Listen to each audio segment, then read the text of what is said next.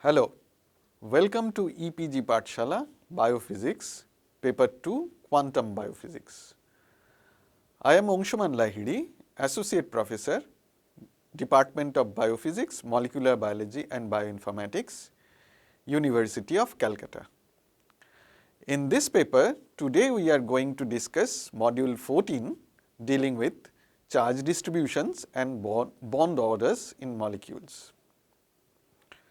In the Huckel molecular orbital method developed in the previous modules, we have found that for planar conjugated systems, each carbon atom can be thought to contribute a pi electron that is delocalized over the entire molecule. This can be either along a straight line, for example in butadiene, or in a ring, for example in benzene. If the contributing atoms are carbons, the delocalization is uniform over all the carbon atoms. This can be stated in another way by saying that the charge density on each atom is equal. But for heteronuclear system, this will not in general be true, since the Huckel parameters will be different for, say, nitrogen from those of carbon. In such cases, due to difference in the electronegativity of these atoms, some of them will attract more negative charge than others. Therefore, the charge densities on each atom will be different. In this module, we shall see how one can compute the electron densities from the Huckel molecular orbital theory. We shall also discuss another concept, the bond order, that is a measure of the partial double bond nature of the pi bond.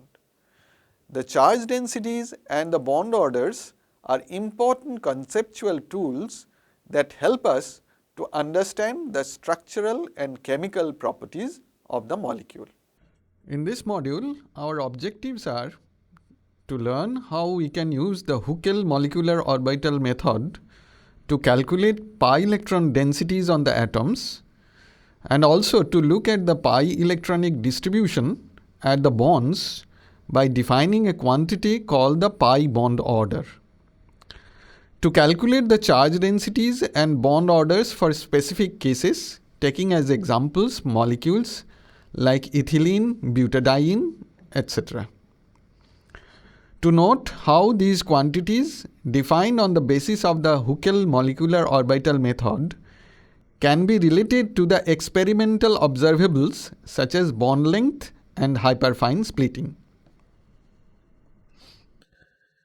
So it is interesting to note that in our discussion on the application of quantum mechanical principles to chemistry and by extension to biochemistry and biophysics, we are in principle always dealing with nuclei and electrons. The concept of a molecule consisting of atoms as defined in classical chemistry does not automatically arise from these considerations.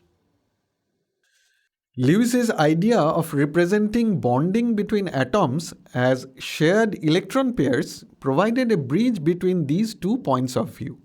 It actually provided a guideline for describing molecules in terms of the electron distribution. However, it has proved a non-trivial task for quantitative theory to provide correspondence to such chemical concepts as single, double, or triple bonds. The concept of multiplicity of a chemical bond has proved to be a very important concept in chemistry. Therefore, it was necessary to examine this concept closely from a quantum chemical standpoint, and this gave rise to efforts to quantitatively define bond orders from calculated electron distributions. In our discussion on molecular orbital theory in a previous module, Module 10, we have introduced one such definition. In a diatomic molecule, there are many molecular orbitals, and we cannot say that each pair of electrons populating an MO leads to a chemical bond, although by definition those electrons are delocalized between the two atoms. We distinguished between bonding and antibonding orbitals and introduced the quantity n bond minus n antibond divided by 2 and called it a bond order with n bond and n antibond describing the number of electrons in the bonding and antibonding orbitals respectively. For diatomic molecules, one can note the orbital characteristics and count the number of electrons in bonding and antibonding orbitals. On the other hand, this definition of bond order has not been considered a strictly quantum chemical quantity since it has not been directly calculated from the wave function. Coulson first developed a more rigorous definition through the development of his charge bond order matrix in conjugated pi electron systems. It is very easy to understand this concept using the Huckel molecular orbital theory. In the Huckel method discussed in the previous two modules, we have seen how the pi electronic energy levels for conjugated systems could be evaluated. According to the linear combination of atomic orbital prescription that we followed in that method, the molecular orbitals were constructed from n number of 2pz orbitals. And the equation looks like this. The ith molecular orbital given by psi I, that was a sum over the atomic orbitals given by psi j multiplied by the coefficients Cij. TheCij's are the coefficients of the atomic orbital corresponding to the jth atom in the ith molecular orbital. We also saw that the condition that the atomic orbitals are normalized and their overlap with one another being negligibly small leads us to a normalization condition for the molecular orbitals. And this looks like the equation sum over j Cij square equals 1. Each term in the last equation, that is the Cij square, is the electron probability density on the jth atom for a single electron from the ith molecular orbital. So the total electron density on the kth atom will be obtained by summing over all the pi electrons, and that is a quantity which we define as Qk equal to sum over I Ni Cik square. In the last equation, I is the index of the molecular orbital and Ni is the occupation number. This occupation number tells us the number of electrons, whether it is 0, 1 or 2, that are in the molecular orbital I. If Cik happens to be complex, then we replace Cik square with Cik star Cik, where Cik star is the complex conjugate of Cik. Apart from the electron densities on the atoms, we may also be interested in the pi electron distribution in the bonds. A measure for such a quantity is provided by what is called a pi bond order. And the pi bond order in the Huckel molecular orbital method is calculated only for nearest neighbor atoms I and j. The general formula for pi bond order is written in terms of the product of the coefficients Cij and Cik as Pjk equals sum over I Ni Cij Cik. Here again Ni is the occupation number of the ith molecular orbital. With these formulas, let us examine some specific cases. So we begin with the simple molecule ethylene. In ethylene, there are 2 pi electrons, both of which should occupy the bonding orbital in the ground state. The bonding orbital we have previously shown to have the form psi plus equals 1 by square root of 2 psi 1 plus psi 2, where psi 1 and psi 2 were the atomic orbitals. So we have C1 equals 1 by square root of 2 and C2 also equals 1 by square root of 2. So for ethylene ground state calculations, we need not bother about the antibonding orbital at all, since its occupation number is 0. So putting the respective quantities in the formula for the electron density, we get Q1 equals twice C1 square, and that is equal to 1, and Q2, that is also equal to 1 because it is equal to 2 C2 square. This is a natural result for ethylene since there are no other atoms differing in electronegativity. So what is the bond order for ethylene? There is only one term coming from the bonding orbital. So P12 is given by 2 into C1 into C2, and since C1 and C2 are both equal to 1 by root 2, this comes out as 1. This is also expected since the C-C double bond in ethylene has a pure double bond character and is the shortest. So let us take another example, the case of butadiene. In butadiene, there are 4 pi electrons connected by 3 C-C bonds. Each of these bonds have a partial double bond character. So what are the electron densities on the 4 carbon atoms? Also, what are the 3 bond orders? According to the results of the Huckel molecular orbital calculation on butadiene that we carried out in our previous module, the 4 pi electrons will occupy the 2 bonding orbitals.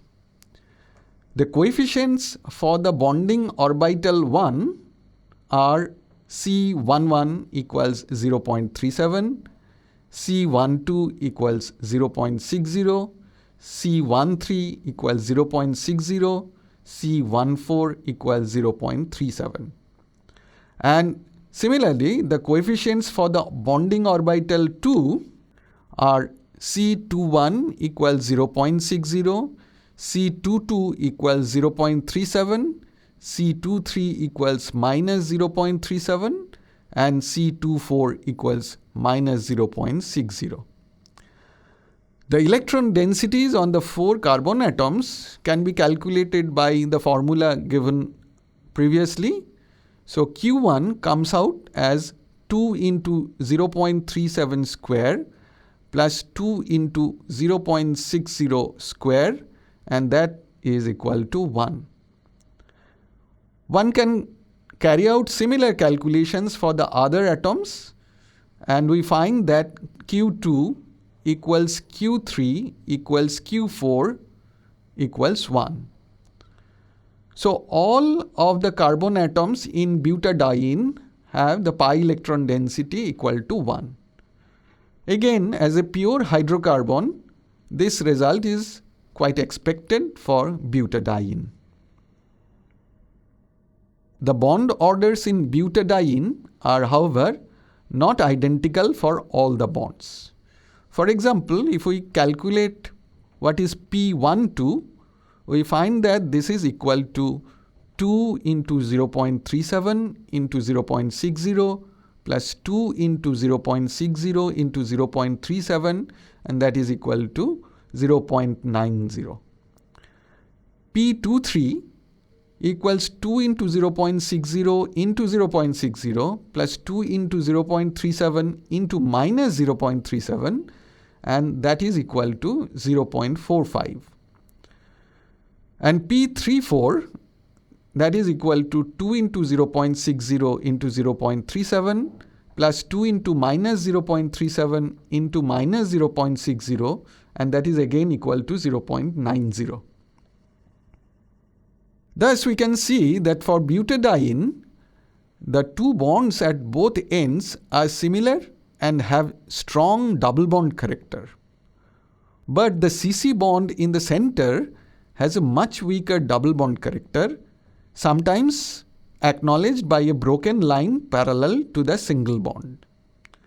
This allows rotation around this bond, giving rise to two rotational isomers of butadiene called the trans and cis butadiene.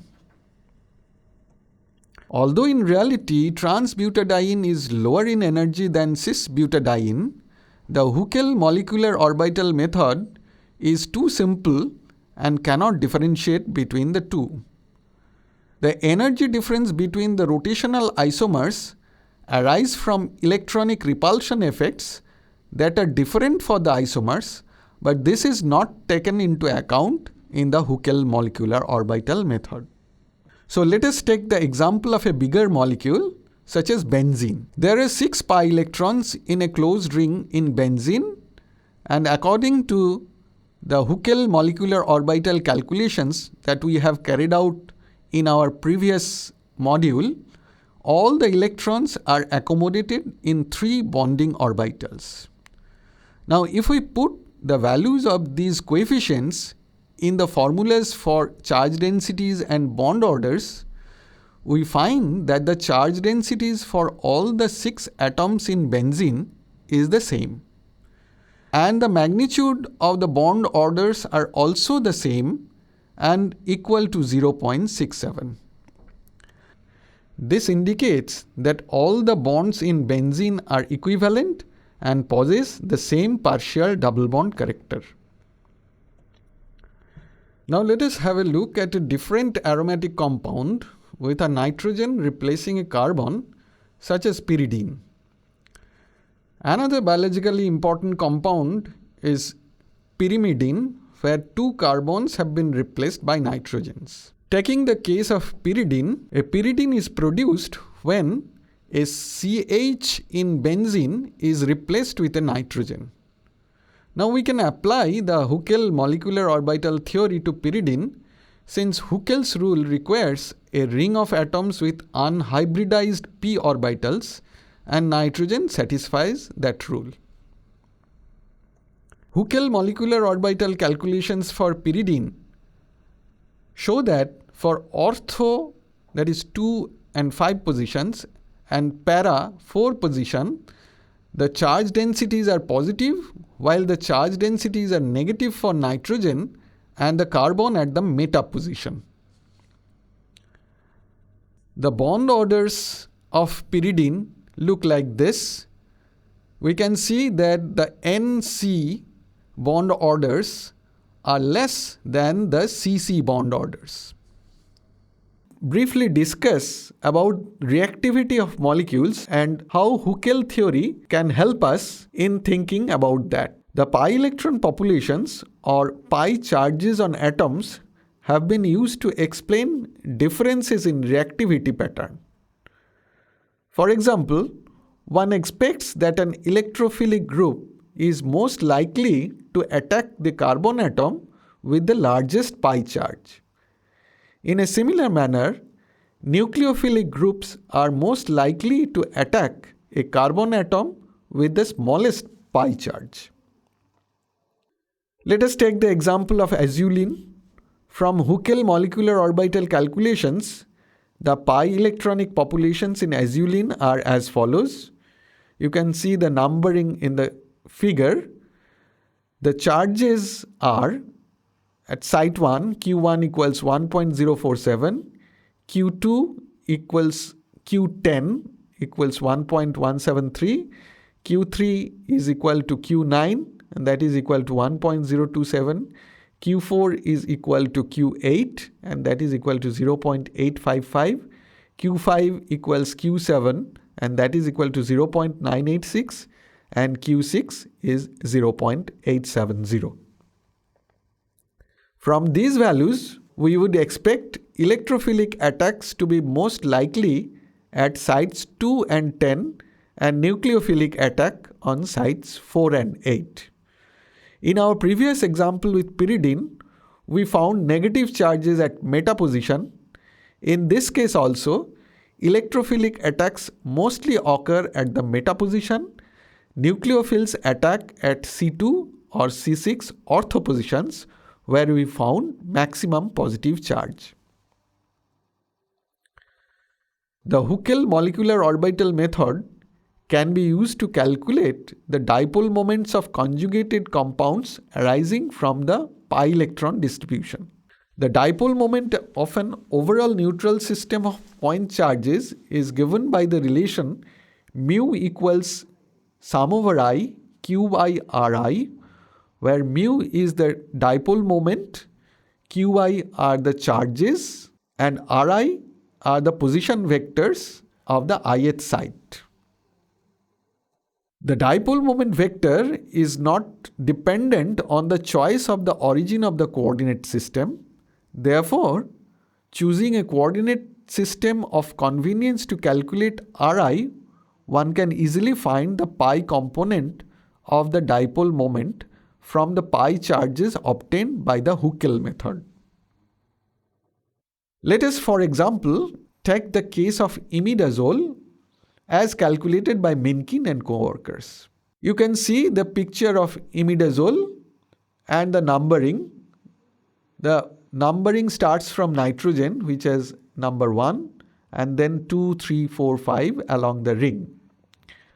Using the Huckel molecular orbital method and suitable parameters for the heteroatoms, the charges come out as Q1 equals 0.32, Q2 equals 0.02, Q3 equals minus 0.24, Q4 equals minus 0.04, and Q5 equals minus 0.06.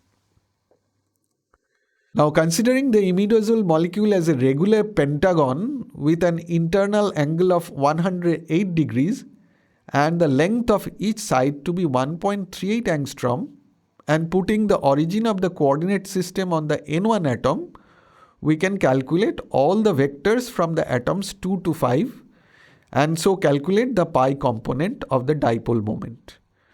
For the charges taken in this example, the magnitude of the dipole moment comes as about 3.03 dBi. This value is very much dependent on the Huckel parameters chosen. Also, there is no reliable experimental methods to verify the value obtained for the pi component of the dipole moment. One has to obtain the sigma component of the dipole moment as well to compare the theoretical total dipole moment with experimental values. Now let us examine the relation between bond order and bond length. One expects that the strength of the bonds as measured by the bond order and the bond length should have some relationship. If we find a large value of bond order, that would imply a large pi charge in the bonding region and should result in a shorter and stronger bond. The experimentally measured bond lengths and the calculated bond orders actually show this expected behavior. However, the linear relation is not exact if we consider a lot of data involving many types of conjugated systems. The approximate correlation is sometimes good enough for approximate predictions of bond length variations. A relation between theoretical bond lengths and the Huckel molecular orbital bond orders was proposed by Coulson.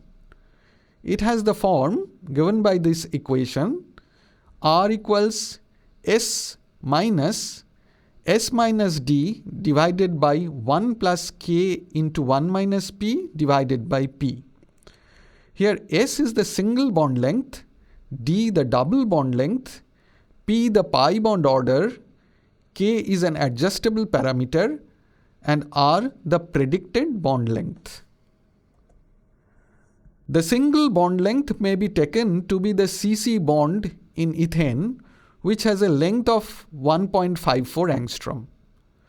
And the double bond length is taken as 1.337 angstrom. Comparison with experimental data gives the impression that the proposed formula works more or less for condensed ring systems and does not agree so well for acyclic polyenes. Now let us consider a molecule with one or more unpaired electron or electrons. If we place it in an external magnetic field, the interaction energy between the unpaired spin and the magnetic field will depend on whether the spin is up or down. This will give rise to two slightly different energy levels for an unpaired electron. Suppose now that we are radiating this molecule with microwave radiation and trying to excite the electrons from the lower energy level to the higher energy level for these two states. If the energy of radiation is larger than the separation between the energy levels, there will be no absorption.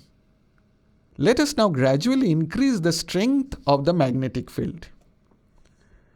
Since this will gradually increase the gap between the energy levels, we shall see absorption of the microwave radiation at a certain value of the magnetic field. This would give us a spectrum, that is absorption against externally applied magnetic field with just one peak. Now suppose we are working with a radical which has a hydrogen attached to it. The nucleus of the hydrogen can have spin up or down, and this will have a small effect on the energies of the electron whose spin is making transition between the energy levels created by the magnetic field. The effect will manifest itself as a splitting of the single peak to two peaks.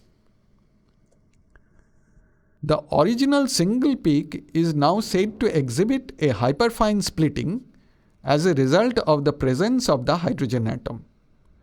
The distance between the two peaks is called the hyperfine splitting constant. This interaction decays rapidly with increasing distance between the electron and the hydrogen. As a result, the hyperfine structure is considered mostly for the cases involving protons directly bonded to a carbon in the pi electronic system or apart from the carbon by two sigma bonds. In the first case, the proton will be called an alpha proton and the more distant proton is called a beta proton. For an unpaired electron, that is a pi electron, we can hope to apply the Huckel molecular orbital theory for this case. Since the equilibrium position of an alpha proton is in the nodal plane of the planar pi electronic system, the interaction between the unpaired pi electron and the proton is indirect. Such an indirect effect occurs since the unpaired pi electron interacts differently with the alpha and beta spins of the sigma electrons of the carbon atom. As a result, the spatial distributions of these electrons also become different, thereby producing a net spin effect on the hydrogen nucleus. In such situations, the sigma electrons are said to get spin polarized by the pi electrons. The strength of the spin polarization will actually depend on the extent to which the unpaired electron is present on the carbon atom to which that hydrogen is bonded. We therefore expect a relationship to exist between the distribution of the pi spin density in a radical and the hyperfine coupling constants. One of the simplest assumptions is called the McConnell relation. It assumes the hyperfine splitting constant for a proton connected directly to a carbon to be proportional to the net pi spin density on that carbon. And the McConnell relation looks like AH equals Q by rho, where AH is the hyperfine splitting constant. Thus, if the unpaired pi electron density is twice on a carbon compared to another carbon, the hyperfine splitting constant should be correspondingly large for the former case. The Huckel molecular orbital method tells us that the net spin density at a particular carbon J due to an unpaired electron in the ith MO is absolute value of Cij square.